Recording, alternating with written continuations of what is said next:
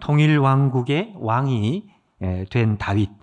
그 다윗이 가장 먼저 하고 싶었던 일 중에 하나는 하나님의 언약궤를 예루살렘으로 이제 모셔오는, 그때까지 이제 시골 구석에 이렇게 방치되어 있던 그 하나님의 언약궤를 모시고 오고 싶은 마음에서부터 오늘 본문의 내용이 이제 출발하고 있습니다. 3절 말씀을 한번 보시면 이렇게 되어 있습니다. 우리가 우리 하나님의 궤를 우리에게로 옮겨오자.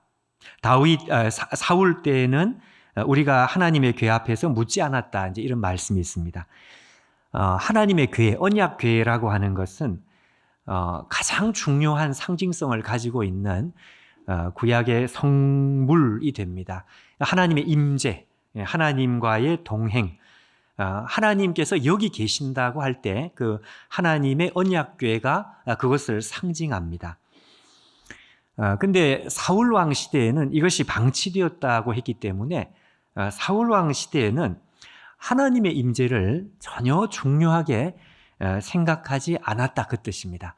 그러니까 하나님의 임재를 그야말로 도외시하는, 관심이 없는, 하나님의 임재 자체에 무관심한 이스라엘 백성들, 이제 그런 뜻이죠.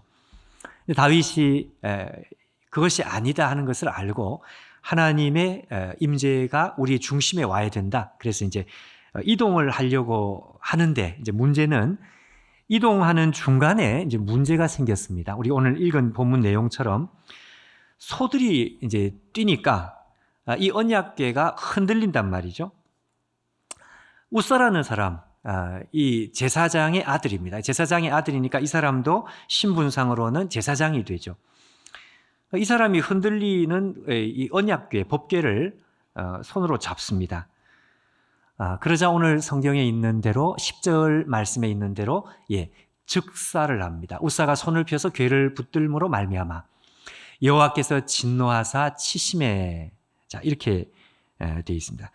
이 치심에 죽였다, 그 말인데 11절에 보면 사무엘 하에 나오는 본문과는 조금 달리 굉장히 강한 표현을 사용하고 있습니다. 여호와께서 우사의 몸을 죽였다고 되어 있지 않고 찢으셨다, 이렇게 되어 있습니다. 굉장히 강한 표현입니다. 하나님께서 우사를 아주 진노하여서 죽였다. 여러분, 우리가 우사 같으면 어떻게 했을까요? 우리 같으면 여러분 이게 안 붙잡겠습니까? 붙잡지 않겠느냐 말이에요. 또 넘어지는 걸 그냥 보고 있습니까? 붙잡았습니다. 근데 하나님께서 우사를 죽였습니다. 여러분, 하나님께서 우사를 왜 즉시 죽였어요? 그것도 찢으셨다는 표현을 써서 왜 그렇게 하셨을까요? 여러분, 이것은 단편적인 문제가 아니고 좀 총체적인 문제가 있습니다. 이 총체적이라는 게 무슨 말씀인가 하면 이것은 우사의 그냥 단순한 실수를 가지고 하나님께서 문제를 삼은 것이 아니고, 이것은 이 시대 전체에 대한 하나님의 준엄한 심판 그리고 경고, 그것입니다. 다윗은 하나님께서 왜 우사를 죽였는지를 알게 되었습니다. 그는 깨닫습니다. 다윗의 설명을 먼저 한번 들어볼까요? 처음에는 아마 다윗도 잘 몰랐던 것 같아요. 근데 이 다윗이 시간이 지난 후에 그것을 깨닫고 자기 입으로 그 말을 합니다. 우리가 읽은 13장, 그 다음에 14장, 그 다음에 15장, 12절 말씀을 앞에 자막을 한번 봐주시면 다윗의 설명입니다. 이렇게 되어 있습니다. 너희와 너희 형제는 몸을 성결하게 하고 내가 마련한 곳으로 이스라엘의 하나님 여호와의 궤를, 자, 그 다음에 뭐라고 되어 있는가 하면 어깨에 메어서 술에 싣는 게 아니고 어깨에 메어 올리라. 그 다음에 이렇게 되어 있습니다. 13절에 이전에는 너희가 이 언약궤를 어깨에 매지 아니하였기 때문에 하나님께서 우리를 어떻게 찢으셨으니, 이는 우리가 규례대로 그에게 하지 않았기 때문이다. 자, 이렇게 말씀합니다. 하나님의 율법에는 분명히 어깨에 매도록 그렇게 되어 있습니다. 자, 그러니 여러분, 이게 지금 단순히 이걸 붙잡았느냐 안 붙잡았느냐 그런 문제가 아니고, 사실은 그 이전부터 이 교회를 모시는 그때부터 사실은 문제가 심각하게 있었던 것인데, 이게 교회를 붙드는 아주 단편적인 그 사건을 통해 가지고 이게 폭발을 한 것이지, 요 자체가 문제가 전부가 아니다 이것입니다.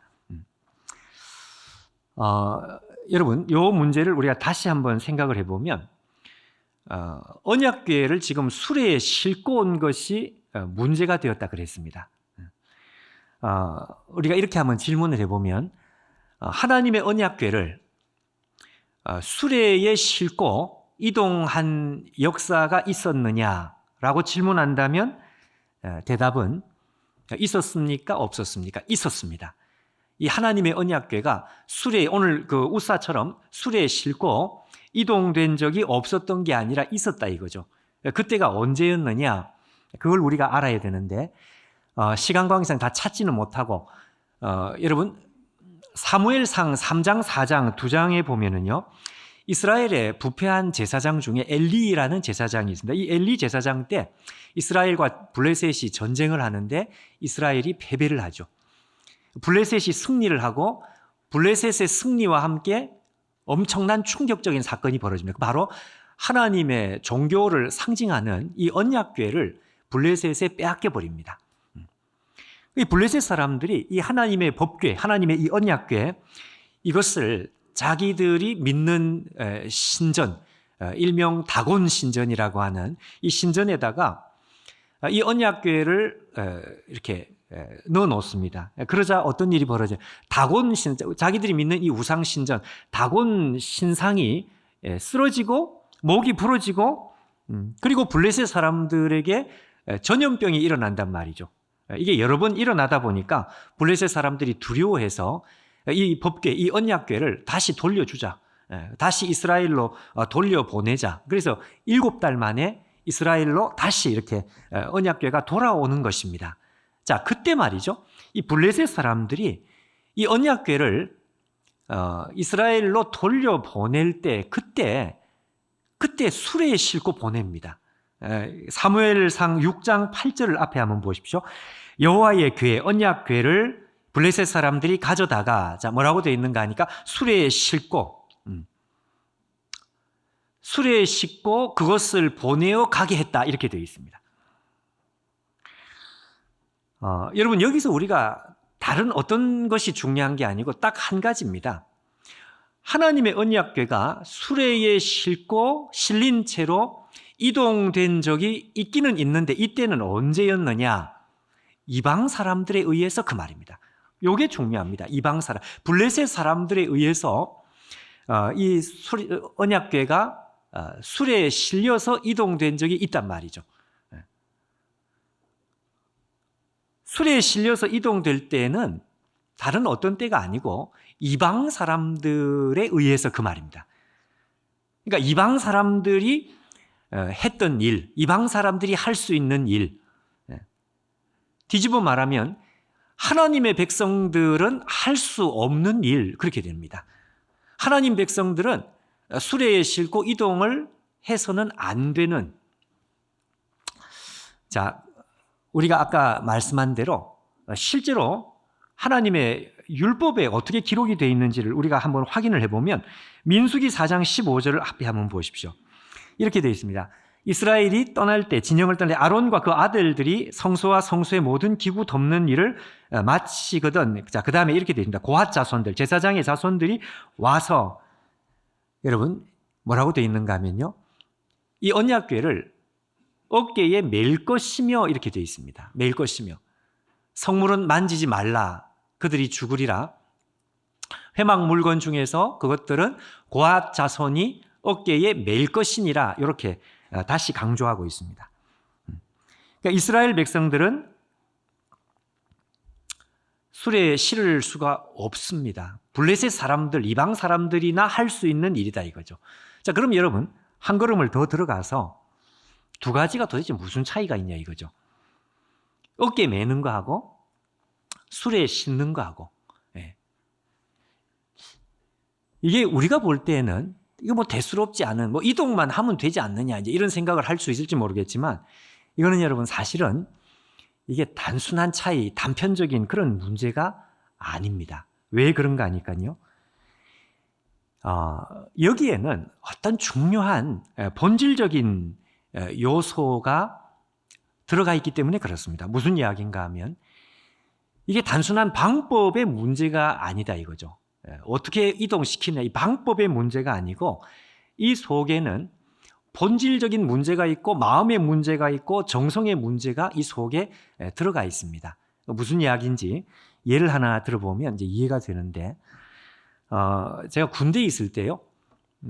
제대하기 한 6개월 전에 제가 좀 자원을 했습니다. 군대에서 일명 시설대는 속된 말로 노가다 부대입니다. 막노동하는 부대. 거기 이제 하루 종일 하는 일이 뭐냐?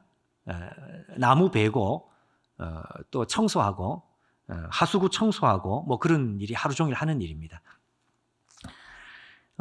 근데 이제 이 하수구를 청소하는 일을 이렇게 제가 했는데, 하수구 더럽죠, 당연히. 뭐 도시 하수구나 뭐 군대 하수구나 하여튼 가까이 가면 그냥 냄새가 진동을 하고 가까이 갈 수도 없는. 근데 거기 이제 뭐 막히면 안 되니까 하수구에 이렇게 뭐 물건들이 떨어지면 이제 그걸 건져내야 되는데요. 예를 들어서 여러분 뭐 신발이 떨어졌다, 뭐가 떨어졌다, 그러면 그걸 이제 끄집어내야 되죠. 끄집어낼 때 어떻게 하면 좋겠습니까? 우리 같으면 어떻게 하겠습니까? 거기 뭐 신발이 빠졌다든지 뭐 그러면 어떻게 하겠습니까? 당연히 짝대기 같은 거, 무슨 갈고리 같은 걸 갖고 와가지고 그걸 긁어내면 이제 되는 거죠. 이렇게 덜어내면 되는 거죠. 근데 군대는 참 이상해요. 꼭 직접 들어가라 그래. 군인들이 하여튼 무슨 이 항명을 못하니까 그 선임 하사가 야 들어가서 거기서 직접 손으로 이걸 건져내라 그래요. 너무너무 지저분하지만 어떡합니까? 그냥 들어가서 그냥 다 똥을 뒤집어 쓰고 그거 손으로 직접 이걸 건져내는 거죠. 예. 우리가 생각할 때 상식적으로 아니 저 물건인데 물건을 가서 뭐 손으로 이걸 그렇게 할 필요가 뭐 있냐. 맞습니다, 여러분. 그 짝대기 들고 그냥 건져내면 되는 거예요. 근데 여러분 생각을 한번 해보십시오. 만약에 그 하수구에 빠진 게 뭐 신발이든지 무슨 물건이 아니고 하수구에 빠진 게 우리 집 아기, 우리 집 아들, 딸 아니면 우리 어머니가 하수구에 빠졌다고 생각해 보십시오. 어떻게 할까요? 짝대기로 건져 올리겠습니까? 그렇게 할 수 없죠. 눈이 뒤집어지고 바로 뭐 하수구가 뭐 더럽든지 상관없이 그냥 바로 뛰어 들어가지고 내 손으로 직접 끄집어내고 이렇게 해야 되죠. 여러분, 요 차이가 무슨 차이인지. 그러니까 물건은 우리가 짝대기로 건져낼 수 있습니다. 그러나 사람, 특별히 사랑하는 사람인 경우에는 이거 짝대기로 안 된다 이거죠. 자, 여러분 여기에는 무슨 문제가 있는가 하면 인격과 비인격. 물건은 비인격이니까. 비인격은 짝대기 써도 된다. 근데 인격은 짝대기를 쓸 수가 없습니다. 직접 끌어안아서 직접 내가 그것을 붙잡고 그건 본능이고 당연한 것이죠. 왜냐하면 인격이니까요. 인격이니까. 어머님은 인격이고 우리 아들, 딸들도 인격이니까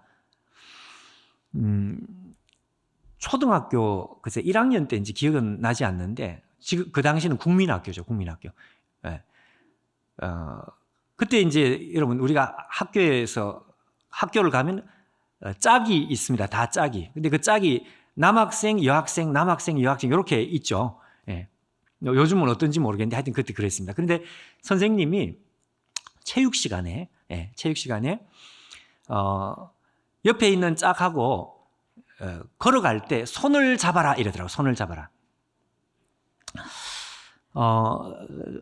근데 그 제 옆에 있는 짝이 여학생인데 얼굴도 기억 안 나고 이름도 기억이 안 나는데 한 가지 기억나는 게, 아직까지 기억나는 거 뭔가 하니까 무슨 짝대기 같은 걸 갖고 와서, 아니면 무슨 뭐 손수건인지 뭘 가져와 가지고 그걸 잡으래요. 그걸 자기도 그걸 잡으니까 그걸 잡고 같이 가재.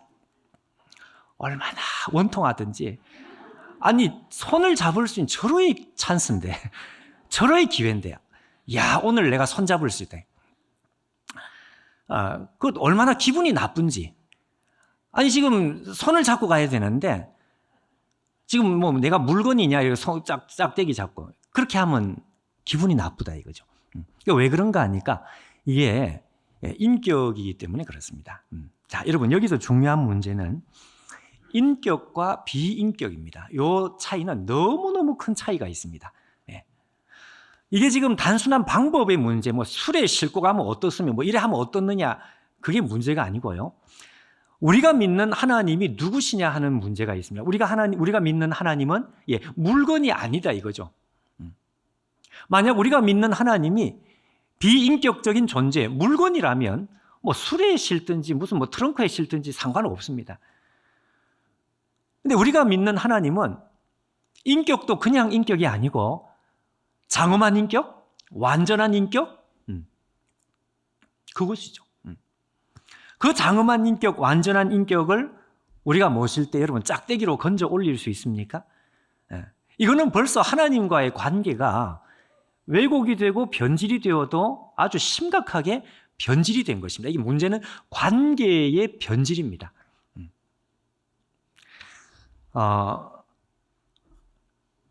여러분, 하나님을 믿는 하나님 백성과 하나님 사이의 관계는 한마디로 말하면 인격적 관계입니다. 인격적 관계.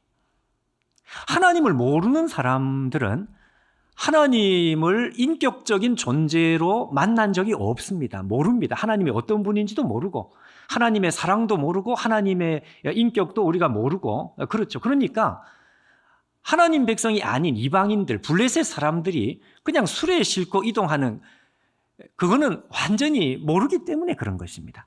근데 하나님 백성들은 그렇게 하면 안 되죠.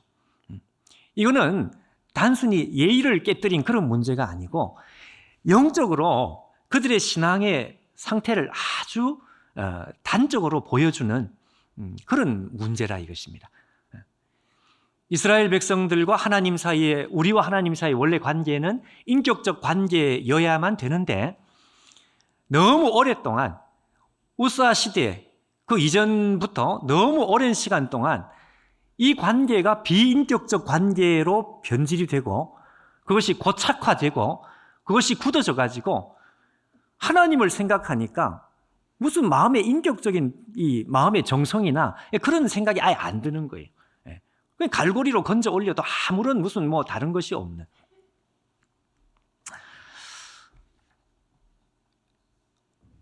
한마디로 우사는 여러분 하나님을 인격적으로 모실 줄 모르는 관계, 하나님과의 관계 속에 있습니다. 근데 문제는 우사만 그런 것이 아니다 이거죠. 여러분, 오늘 우리가 읽은 아까 말씀에 다윗이 하는 말을 다시 한번 들어보시면 우리 하나님 여호와께서 아까 그 역대상 15장 13절이죠.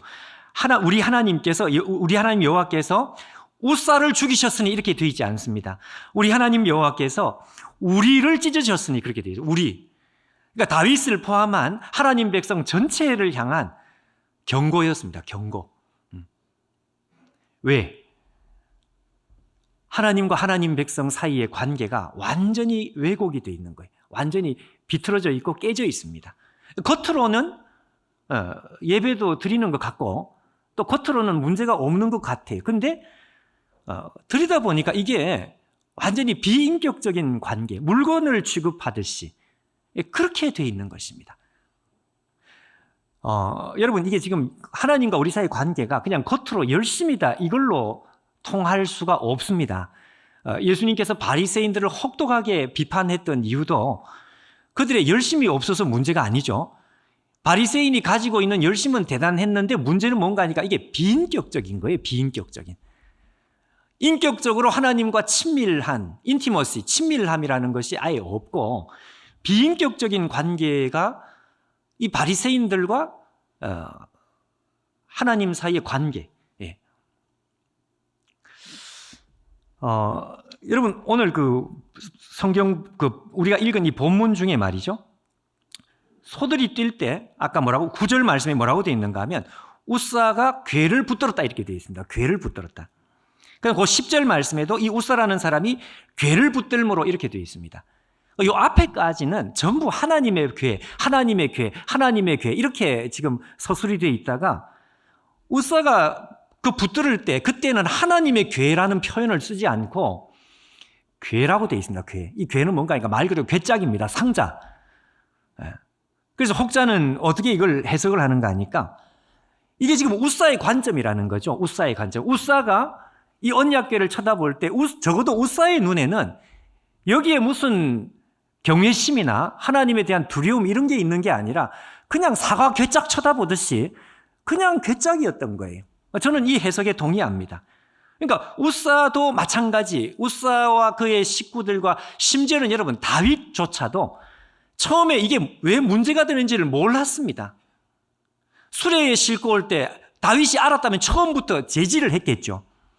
그런데 다윗도 자기도 모르는 사이에 하나님과의 관계가 이렇게 물이 들어버려요. 지난주에 물 든다는 얘기인데 자기도 모르게 물이 드는 거예요. 이게 여러분 무서운 것입니다. 오늘 이 자리에 우리가 함께 예배를 드리고 그렇게 하지만 여러분 나도 모르는 사이에 물이 들 수 있다는 사실 우리가 인정을 해야 합니다. 왜냐하면 다윗도 그 위대한 다윗도 이거 몰랐던 거예요. 자기가 이렇게 물들어 있는지를 몰랐던 거예요. 그런데 우사가 죽어나가는 걸 볼 때 우사의 눈에 하나님의 언약궤가 그냥 물건 보이듯이 그렇게 보일 때 그때 하나님께서 우사를 바로 즉사. 근데 우사만 죽은 것이 아니고 이전 세대에 죽은 종교. 우사는 여러분 종교 세일즈맨 같은 그런 역할이었습니다. 그러니까 하나님께서 죽이는데 다윗은 그때 두려운 거죠. 정신을 번쩍 차린 거죠. 여러분 오늘 10절 말씀 우리가 읽은 10절 말씀 제가 다시 한번 보겠습니다. 뭐라고 되어 있는가 하면은 우사가 손을 펴서 이 궤를 붙들므로 자기 눈에는 이게 그냥 상자예요. 근데 하나님께서 진노하사 그다음 뭐라고 되어 있는가 하니까요. 그가 자 그다음 잘 보시면 거기 하나님 앞에서 죽었다 이렇게 되어 있습니다. 여러분 여기 잘 보십시오. 거기서 죽어. 거기가 어디냐? 거기는 궤짝 앞이 아니었습니다. 거기는 어디냐? 거기는 하나님의 존전 앞이었습니다. 우사의 눈에는 안 보였겠죠. 우사는 못 느꼈겠죠. 우사의 눈에는 그냥 단순한 궤짝이었겠죠. 그리고 그냥 소가 뛰는 것 외에는 아무런 생각을 못 했겠죠. 근데 하나님께서 뭐라고 말씀하는가 하니까 우사가 죽은 그 자리가 어떤 자리인지 아느냐? 그 자리는 영어에 in the presence of God, 하나님의 존전, 하나님의 임재가 있는 그 자리였다. 우리도 마찬가지입니다, 여러분. 오늘 이 자리에 우리의 눈에 보이는 것은 이 예배당 건물이 전부인 것 같지만 실제로는 그렇지 않습니다. In the presence of God, 하나님의 임재가 있는 자리. 그게 우사의 눈에는 안 보이는 거예요. 근데 하나님은 그를 죽였는데 어디서 죽였느냐? 하나님의 존전 앞에서 죽였다.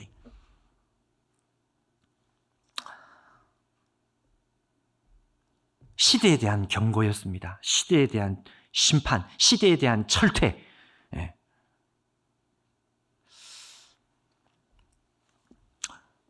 여러분 오늘 우리가 이 말씀을 보면서 야 이거 우리가 그럴 수도 있겠다. 우리 안에 일말의 마음에 두려움이 생기고 정신이 이렇게 번쩍 들려고 한다면 그럼 여러분 오늘 이 말씀은 우리에게 생명의 말씀이 되는 거죠. 여러분 인격적 하나님과 우리 사이의 관계는 정말 말 그대로 인격적 관계여야만 합니다. 우리의 기도가 형식적이 되면 벌써 비인격적으로 되는 거죠.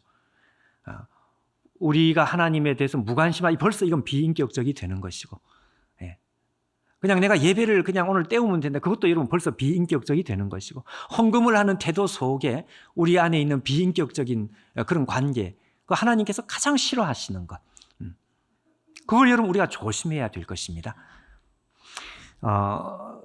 여러분, 인격적인 관계가 정말 제대로 형성이 돼 있다면, 그러니까 하나님과 우리 사이 관계가 인격적 관계라 그랬는데, 그 인격적 관계가 정말 건강하다면, 정말 제대로 인격적 관계가 형성돼 있다면 두 가지의 특징이 그 속에 있어야 되는 것입니다. 두 가지의 특징. 첫째는 뭔가 하니까 조심스러움이 있습니다. 그걸 우리는 좀 전문용어로 경외심, 이런 말을, 다른 말로 하면 두려움, 좀 더 어려운 말로 표현하면 초월성. 그러니까 하나님, 우리와 다르신 하나님, 장엄한 인격이신 하나님, 그 하나님 앞에 우리가 조심하는 게 있는 거죠. 여러분, 여기서 두렵다고 하는 것은 그냥 벌벌벌 떨리면서 이 노예처럼 그렇게 하는 게 아니고요. 하나님께서 크시니까 그 앞에 조심하는 게 있는 것입니다. 이게 건강한 인격적 관계 속에 반드시 이 요소가 있습니다. 심지어는 여러분, 우리 이 세상에서 가장 가깝다고 하는 부부 사이의 관계에도 이 부부 사이가 정말 건강한 관계라고 한다면 부부 사이 안에서도 여러분 조심스러움이 있어야 되는 거죠. 부부는 가장 가까우니까 지나가다 지어받고 그러면 안 되죠. 너와 나는 가깝지 않느냐, 그러다가 한 대 툭 치고 가고, 그게 뭐예요? 저는 이 사실을 요즘 다시 생각하고 웬만하면 집에서 속옷 차림 안 하려고 지금 결심하고 있습니다. 제발 좀 입어라, 민망하다. 여러분, 왜 그런가 하니까 조심해야 되니까요. 가장 가깝지만 그래도 조심스러운 것이 있어야 상대방을 존중하는 것. 그러니까 건강한 관계 속에 첫 번째는 조심스러움이 있어야 돼. 하나님 앞에 여러분, 우리가 조심스러움이 있어야 합니다. 그러니까 날라리 되면 안 된다 이거죠. 친밀할수록 어떻게 조심스러운 것이 있다. 두 번째는 친밀함입니다. 그 조심스러움만 있는 게 아니라 세상에 말로 다 할 수 없는 친밀함, 사랑하는 마음, 모든 것을 다 이렇게 공개해도 부끄럽지 않을 정도로 하나님과 나 사이의 관계가 그렇게 친밀한 것. 그러니까 친밀함과 조심스러움, 이 두 가지가 같이, 경외심과 사랑이 같이 있는 거죠. 초월성과, 좀 어려운 말로 초월성과 내재성이 같이 있는 거죠. 예수님께서 우리 가르쳐주신 주기도문의 첫 마디가 바로 그것입니다. 우리가 하나님을 부를 때 그냥 하나님 이렇게 안 부르고요, 하늘에 계신 우리 아버지요, 이렇게 나온다고요. 이 하늘에 계신다고 하는 이게 뭔가 하니까 이게 초월성입니다. 이게 경외심입니다. 이게 조심스러움입니다. 하나님은 하늘에 계시기 때문에 우리가 하나님 앞에 조심해야 되는 것이 있다. 근데 그 다음에 우리 아버지 할 때 이 아버지라는 말은 우리가 아는 것처럼 세상에 둘도 없이 가깝고 친밀한, 그러니까 이 친밀함과 두려움이 이게 동시에 있습니다. 우리가 하나님 앞에 나갈 때 그 하나님 앞에 그렇게 나갑니다. 이건 뭘 이야기하는가 하니까 우리가 하나님과 관계가, 인격적인 관계가 너무너무 건강한 상태를 전제하는 것이죠. 그 상태로 우리가 하나님 앞에 나가는 것이다. 여러분, 오늘 우리와 하나님 사이의 관계가 건강합니까? 그리고 정말 인격적으로 제대로 된 관계에 있습니까? 겉으로 그냥 열심히 있다고 해서 건강한 게 아니다. 바리새인도 열심히 있었는데 그거 여러분 건강한 관계가 아니었어요. 여러분 10가지 10계명 계명 중에 우리가 잘 아는 두 번째 계명이 뭔가 하면 하나님의 형상, 우상을 만들지 마라. 이게 하나님의 두 번째 계명입니다. 우상을 만들지 마라 이 내용을 우리가 깊이 묵상하고 깊이 들어가다 보면 막판에 마지막에 뭐가 나오는가 하니까 이 내용도 역시 똑같은 내용입니다. 우상을 만들지 마라, 그게 무슨 뜻인가 하니까요, 하나님을 어떻게 만드느냐, 움직이지 못하는 우상으로 만들어요.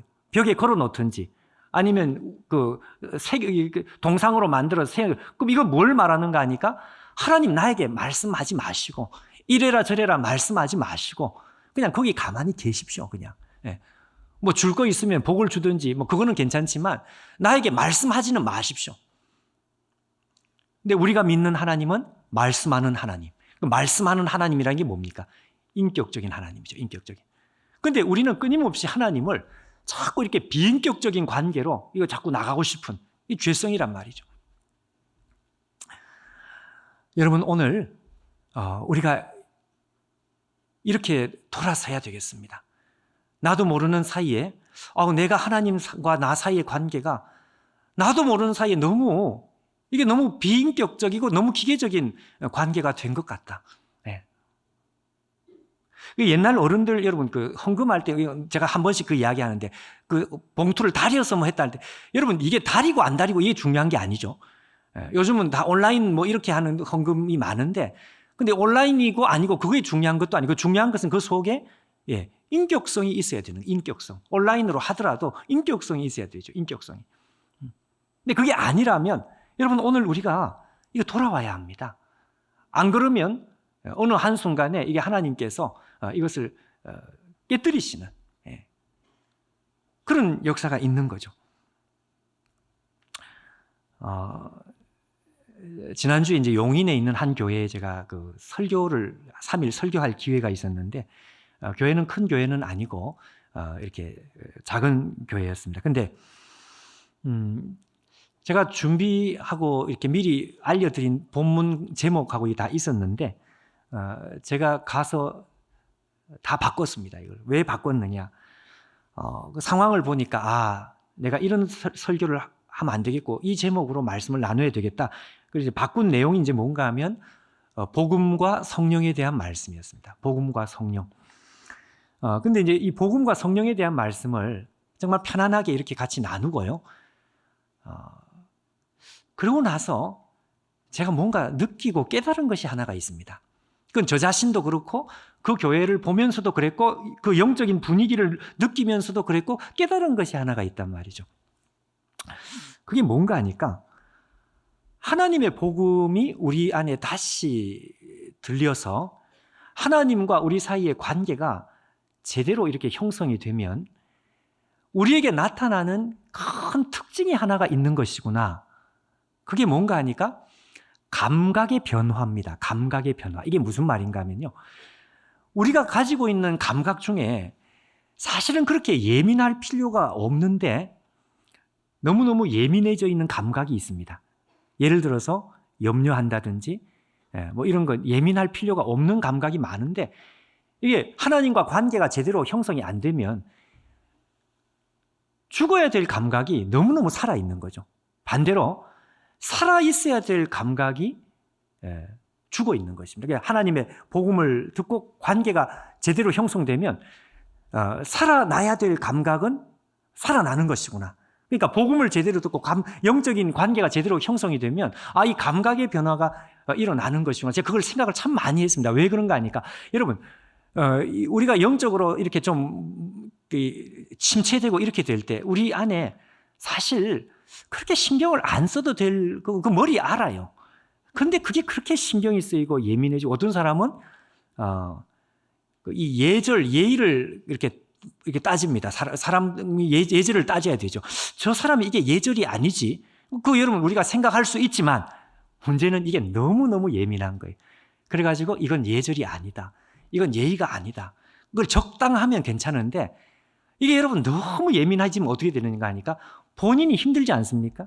그게 상처가 되고 그럴 필요가 없는데 그냥 넘어갈 수 있는데 그냥 두루두루 좀 이렇게 넘어가고 그냥 이렇게 좀 이렇게 그냥 이쁘게 봐주고 그 사람이 사정이 있겠지. 그리고 그냥 넘어가면 되는데 이건 예절이 아니야. 이건 아니야. 자, 여러분 이 정도로 예민할 필요가 없는데 이게 너무 예민해져 있다. 이거는 하나님과의 인격적 관계가 벌써 비인격적 관계로 되어 있는 그런 특징이다.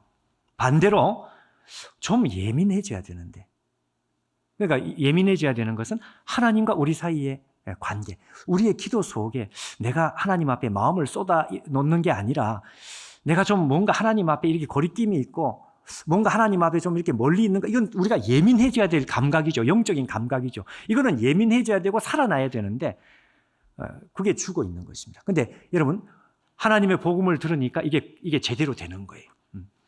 둔감한 것은 둔감해지고 예민해져야 되는 것은 예민해지고 그래서 여러분 우리가 예배에 정말 제대로 나와야 되겠습니다. 말씀을 여러분 정리해야 되겠는데요. 데이빗 윌커슨이라고 하는 미국의 지금 아마 소천하셨고 이전 세기에 미국에서 아주 유명한 한 목사님입니다. 이분의 책이 유명한데 십자가와 칼이라고 하는 20세기에 아마 손가락에 꼽히는 아주 유명한 책입니다. 이분은 그 뉴욕의 타임스퀘어 처치라고, 제가 안식년 때 그 교회를 직접 한번 가보고 싶어 갔는데 문이 잠겨 있어서 못 들어갔습니다. 근데 이 타임스퀘어 처치가 왜 유명한가 하니까, 그 뉴욕의 그 갱단, 또 탈선하는 청소년들, 마약하는 청소년들, 이런 사람들을 다 이렇게 전도해서 하나님 앞에 이렇게 아름다운 사역을 한 이 데이빗 윌커슨입니다. 근데 이 노 목사님이 나이가 지긋하게 들어서 했던 그 설교를 제가 참 마음에 감동을 받은 것이 하나가 있습니다. 그 설교가 뭔가 하니까 기름 부음의 대가라고 하는 설교입니다. 기름 부음의 대가. 그러니까 하나님의 기름 부음을 우리가 받기 위해서는 대가를 지불해야 된다. 우리가 하나님의 기름 부음이 있으면 다른 사람을 만나도 이게 벌써 다르다 이거죠. 그 사람이 기름 부음을 받은 사람이 맞다면 그 사람에게 왠지 모르는 마음을 움직이는 힘이 느껴지고 어떤 무게가 느껴지고 그 사람의 하는 말을 무시할 수 없는 어떤 그런 마음이 생기고, 이게 뭐 목회자든지 아니든지 상관없이 모든 하나님 백성들에게 기름 부음이 있어야 된다. 반드시 있어야 된다 이것입니다. 근데 이분이 그 설교를 하면서 자기가 기름 부음을 놓치고 본인 안에 기름 부으심이 고갈되었다는 사실을 회중들 앞에서 이렇게 고백을 하면서 막 이렇게 울먹이면서 이렇게 설교를 하시는 거예요. 기름 부음이 떠나는 것은 하나님 백성에게 있어서는 최악이다. 그러니까 여러분, 이 우사의 시대는 기름 부음이 없는 시대죠. 다윗도 그걸 깨달은 거죠. 이걸 보면서 깨달은 거죠. 근데 이 데이빗 윌커슨 목사님이 하는 말씀이, 다시 기름 부음을 받으려면 대가가 있어요. 대가가. 그 대가라는 것이 뭐냐? 이 코스트, 대가라는 것이 뭐냐? 이분의 표현으로는 하나님의 얼굴을 구하는 것이다. 그러니까 우리가 하나님의 얼굴을 구하는 것이 이게 대가라는 것입니다. 하나님의 얼굴을 구한다는 게 이게 무슨 말씀인가 하면, 이게 오늘 우리가 나눈 바로 이 말씀입니다. 하나님과 여태까지 내가 비인격적인 관계였구나. 나는 열심은 있었는데 하나님과 나 사이에 친밀함, 인티머시는 없었어요. 그걸 깨닫고 내가 이걸 돌리겠다고 하는 무서운 결심입니다. 이게 하나님의 얼굴을 구하는 것이다. 하나님과의 이 친밀한 인격적인 관계로 내가 돌아서야 되겠다라고 하는 무서운 결심, 이게 코스트입니다. 이게 이분이 말하는 대가입니다. 대가. 이런 결심을 한 사람들, 그 사람들에게 하나님께서는 다시 기름 부음을 주신다 이거죠. 우리가 다음 시간에 한 번 더 보고 싶은 것이, 다윗이 완전히 달라집니다. 다윗이 이 일이 있고 난 뒤에 기뻐 뛰고 춤을 추는, 정말 우리가 다윗이 춤췄다는 이야기를 많이 하는데 바로 이 일이 있고 나서 다윗이 기뻐 뛰고 춤을 춥니다. 오늘 여러분, 우리 안에 이 마음의 결심이 필요합니다.